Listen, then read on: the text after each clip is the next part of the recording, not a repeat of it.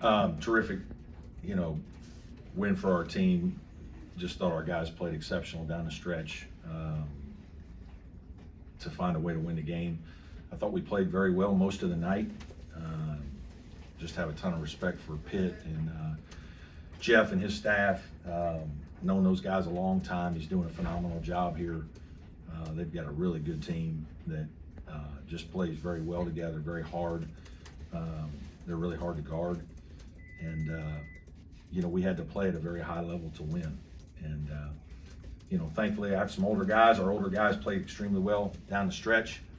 And, it was a well-played game by both teams. Very few turnovers, pretty good shot making, and very competitive by both kids on both teams in terms of their effort and, fight to win. So we're really happy and obviously ecstatic to come out here with a win.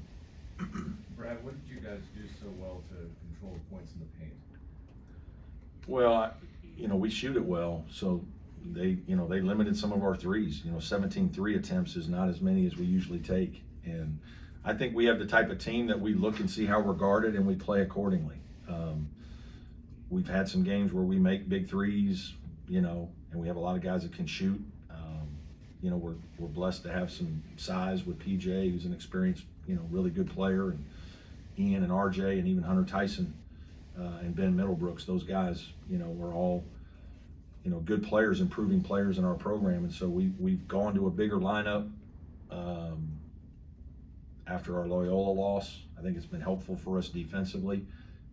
It's made us physically stronger and better rebounding and around the rim. And I think our guys are mature enough to understand how we're being played and just play the way that to make the right play, I guess is the way I should say it. Brad, what can you say about Chase's effort? It seemed like he really stepped up for you guys to get some energy going to start the run. Yeah, the shot he hit, the three, was huge, right? Called timeout after. And he had a couple go in and out earlier in the game. I think he kept going. We got a lot of confidence in him. He did that against Virginia Tech the other night. He got in foul trouble, didn't play as much. He got in a little bit of foul trouble tonight. We had to take those guys out. We were playing well and took those guys out and lost the lead. And then Pitt did a nice job of playing pretty well in the second half, and then we found a way to kind of steal the game here at the end. But it was because of some big-time shot making by him. He really opened the floor. I think he had a nice mix. He made a big three, got in the lane and scored. He did a terrific job. When Pitt goes up by 9 with just a few minutes left, what gives you the confidence in this group that they're not done, that they're going to have one more run left and take it over? I've been, we're a team that's a little different. Brevin Galloway's are really our only transfer. We have a lot of ready-made players that have developed in our program. PJ Hall's a junior, Hunter Tyson's a fifth-year guy, Chase Hunter's a fourth-year guy. Those guys have been through the wars with us, right? And they've all made big plays throughout their careers. They kind of know how we do things. They've been terrific mentors to our younger players, and so I've always said that I think we have really good culture. We haven't won as much as we'd like all the time, but we're usually a very competitive team in this league, and I think we have a lot of respect from people in the league, especially coaches and teams, and for how we go about our business and how our guys compete every day and handle themselves. And I think that shows up in our play, an unselfish play, a competitive spirit to keep playing. Obviously, we have a Clemson grit motto where we're going to stick with things, and we just kind of do that every day. The expectations, within our program are high, and accountability is there, and so our guys just keep playing. And this year's team, we're probably a little more talented, we're older, and so we're reaping the benefit of some of that. Coach, Jamarius Burton had 28 for them, split 14-14 between halves. What was so challenging? We couldn't guard him either half. He's just a really good player.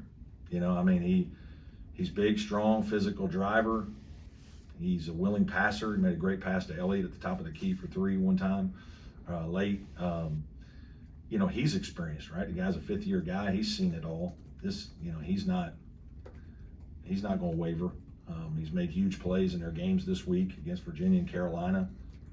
He's just uber talented and competitive and older, and he's really good.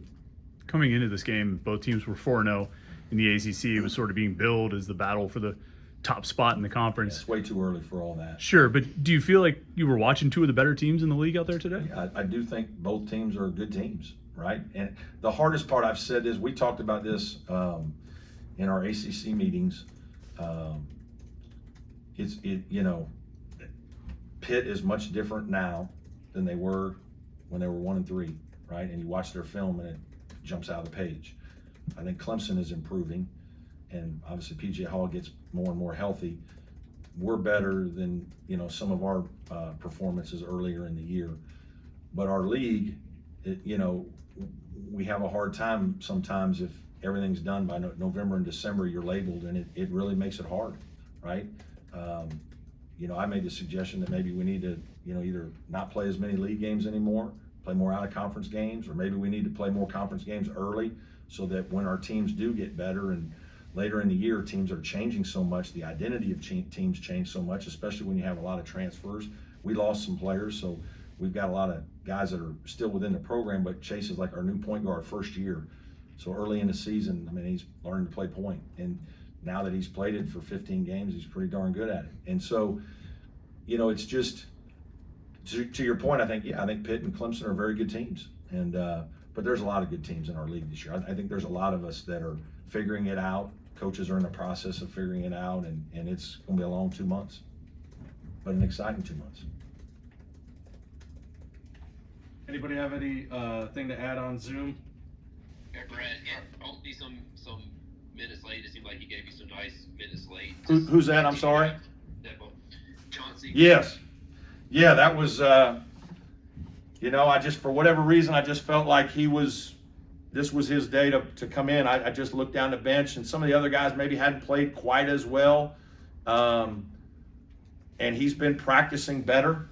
He hasn't played in a long time. He played 2 minutes against Virginia Tech, but I thought we're going to play some zone. His size will help. And, I didn't think he would be afraid, and he wasn't. And, he played 6 minutes, I think, had a huge basket, and his size and length was helpful. So I'm really proud of him, happy for him, because, as a young player, freshman, you're just trying to scratch along and get better, and you don't play and you get a bunch of DNPs, and, we just tell him to keep working. You never know when your opportunity is going to come, and this was at the biggest of moments, and he helped us win a major road game. Hey, Coach, this is Trevor. In four of the last five these wins on the streak, you averaged about 7 turnovers. Just two turnovers in the second half today. How pleased are you with the way you're taking care of the ball? Yeah, it's an important part of the game, right? Taking care of the ball. We're not a huge offensive rebounding team, so we don't get as many extra possessions that way. So we can't be giving possessions away by turning the ball over. And, we're not playing at a snail's pace. I think we're playing a little faster the last couple of years. And so to keep numbers down while you're playing a little faster, more possessions, I'm very pleased with that. And obviously that's a significant factor. I think that's something Pitt does well as also. Hey, Brad. Go ahead, sorry. Brad, Hunter, 4th straight double-double for him. Just what has allowed him to sort of take his game to another level, particularly with the rebounding numbers he's putting up? I just think he's a very confident young guy, or older guy now, but he's always been pretty confident. The more success he's having, and consistency, he hasn't been able to, he's been hurt the last 2 years and missed 6-8 games at times, and it's hard for your rhythm. And, he puts in the time. He's worked unbelievably hard. He's really a professional how he goes about it. His approach. We talk to our young guys about to watch him and emulate what he's like day to day, because he's like a grown-up. He really is, and he plays that way, and I think he expects to play well, and he's obviously a competitive guy, so he's going to go get his nose in there, and in some way maybe playing the 3 some more is helping him rebound more, because he's not always having to put his body on another bigger guy. He's able to fly back in there and get some defensive rebounds, and it seems to be happening. Brad, you talked talked about Chauncey not being afraid. How much is the example, I guess, set by the veterans that you referred to earlier, having been through the wars?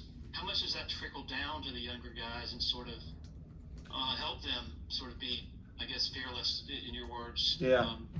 I think it can, but I think, you know, it's game to game, it's day to day with young kids, right? I mean, when some of our younger guys I thought were a little rattled. I didn't, you know, RJ's coming off his best game at Virginia Tech, and he really just wasn't. He made a lot of mistakes today. It wasn't his day, you know, and so that happens with young players, right? It's hard to be consistent and to be consistently good. You know, at the end of the day, that's what you're looking for as a coach, is just know what you're going to get, defensively, offensively, whatever it is. And, you know, and so I don't know, you know, is he going to be fearless the next game? I don't know. But, you know, he does. I do think he has poise. I do think that's something that, you know, some kids have a better feel. He has a pretty good basketball feel. You know, he's just getting used to the speed of everything and the physicality and you know, the pace and all the terminology and, you know, the complexities of the game. And he's not athletic enough that he can just overpower it with his athleticism. RJ can kind of do that sometimes. He's got to make really good basketball plays, and he's very capable of that. And tonight he was fantastic in the most pressure moments. Coach, back-to-back really impressive road games on short rest. How do you balance the momentum of the streak that you're on and kind of guarding against getting caught up too much in all the hype of, you know, being first place in the ACC and all that? We don't talk about that stuff. Like, we're excited to be in important games, happy with how we're playing, but there's 15 games to go in the league. It's 2 months of basketball. You know, we're just trying to improve. We're still trying, you know, we're still tinkering with our team and our lineups and how we're trying to be successful, and so we're focusing on that. Probably have time for one or two more. Brett, this is Matt again. Just how important was keeping some composure late for the team when maybe some calls didn't go your way there down the stretch? Yeah, I think it's good to have an older group. You know, we were a little disappointed on our bench, probably angry at times. But I think, you know, we talked about it in a couple huddles, like, you know, don't be making excuses. We're not going to use, you know, an excuse for non-performance. It's not acceptable. And so we got to play through things. We got to be better. And I think our kids kind of understand that. That's kind of how we talk about it every day. You know, it's nothing new. I don't think that's why our guys aren't rattled or whatnot. Is we got to do what we got to do to win the next possession, and that's what we focus on. Brad, is Alex shooting at all, or is he just completely resting that foot? Free throws right now. You know, he had a little setback this week. Tried to be more aggressive with some things, and it didn't really go very well. So, or it was actually maybe it was early in the week or over the weekend last week somewhere. And so now it's kind of, you know, taking baby steps back the other way and building back up. Brad, have you ever had a team with this many answers offensively? Our Sweet 16 had a few. That's true. Those guys were pretty good. All good? Thank you.